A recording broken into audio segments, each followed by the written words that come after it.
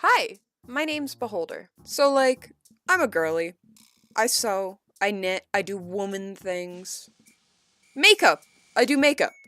Those are all actions, though, right? What about uterus, long hair, chromosomes? Look, I'll be real. I grew up in my friend group being really queer. Concerningly queer. Tumblr queer, even. So, I don't much care if the uterus do or don't work or if a guy has long hair.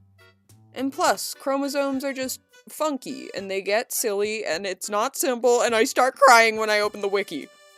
So, is it just the knitting and the sewing and the makeup? Judith Butler argues so.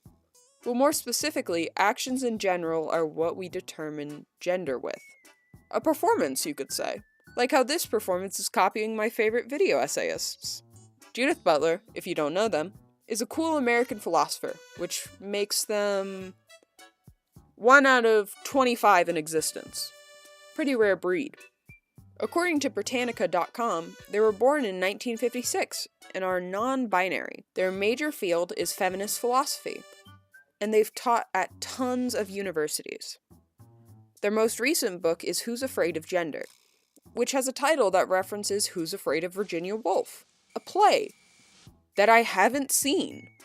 In Judith Butler's first and probably most famous essay, Performative Acts and Gender Constitution, an essay in phenomenology and feminist theory, which is a bit of a mouthful, but it's fine, they cook with it. Throughout the essay, they weave together Simone de Beauvoir, Maurice Merleau-Ponty, Michel Foucault, others, and the idea of theater performance to argue that gender is just actions that we keep doing, over and over again until the people around us and society just accept it. Or they show their true colors after writing a mid-novel series about wizards. They also argue that we shouldn't even try and classify what a woman is. From their essay, there are thus acts which are done in the name of women, and then there are acts in and of themselves, apart from any instrumental consequence, that challenge the category of woman itself. Indeed, one ought to consider the futility of a political program that seeks radically to transform the social situation of women without first determining whether the category of woman is socially constructed in such a way that to be a woman is by definition to be an oppressed situation. And then later she states, yet in this effort to combat the invisibility of women as a category, feminists run the risk of rendering visible a category which may or may not be representative of the concrete lives of women. Their takes are heavily anchored in phenomenology, which the name of the essay implies, which according to the Stanford Encyclopedia of Philosophy is about consciousness as perceived, how we perceive it, that being, through the eyes. Butler uses the comparison of theater to gender, and we all know we get killer art when the government tries to control theater. Hell, they tried to kill a salesman and let's just say the whole movie industry nearly crumbled. And now, there's a sense of control over social media, and we're seeing people convert to more and more independent websites. And what about the censorship of songs? And let's not talk about the banning of the books. I need to calm down. Or else I'll explode. A theater has seats that hopefully people will be in. Gender has a society that you're hopefully staying in touch with. But can I really control what the audience thinks? Can I really control what society thinks? Bam! New essay. That's right, we're cross-referencing.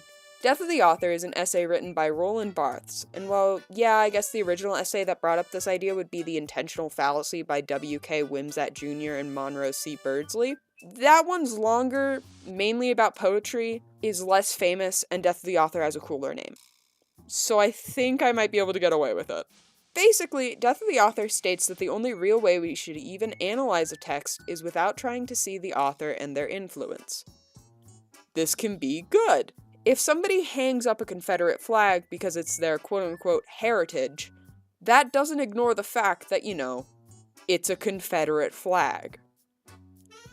However, Michel Foucault disagrees. Not explicitly, but pretty explicitly. Bam! Another text. Foucault in his lecture, What is an Author, argued for the creation of an ideological figure of the author, and that the author has to be taken into account when reading any text or story. Or he said something like, oui, oui, baguette, because he's French or something. Sure, he doesn't explicitly call death of the author out, but he pretty much argues for an alive author, so the girls are fighting. So which one should we use? The view that we as a people cannot impart meaning into our own performance and only those outside of us can create meaning? Or maybe we can influence the audience quite a bit? Well, Judith Butler uses Foucault quite a bit throughout their essay, so maybe we should start siding with Foucault and have an alive author. However, we have to admit something about society.